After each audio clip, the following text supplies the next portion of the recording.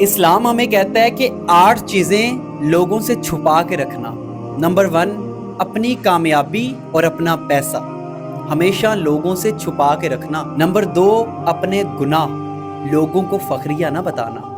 Number 3، اپنے relation شپ، اپنے family matters لوگوں سے ڈسکس نہ کرنا۔ نمبر 4، اپنے مستقبل کے پلانز، اپنے منصوبے لوگوں کی محافلوں میں نہ بیان کرنا۔ نمبر 5، اپنے اچھے کام جو تم نے اللہ کی رضا کے لیے کیے تھے، وہ صدقہ، وہ خیرات جو اللہ کو خوش کرنے کے لیے کیا تھا، وہ کبھی لوگوں کو نہ بتانا۔ نمبر 6، اپنی کمزوریوں کا ذکر لوگوں سے مت کرنا۔ نمبر 7، اپنی عبادتیں چھپا کے کیا کرو، ظاہری عبادتیں نہ کیا کرو۔ نمبر 8، اپنے بچوں کی غلطیوں کو سرعام لوگوں کے بیچ ڈسکس مت کیا کرو۔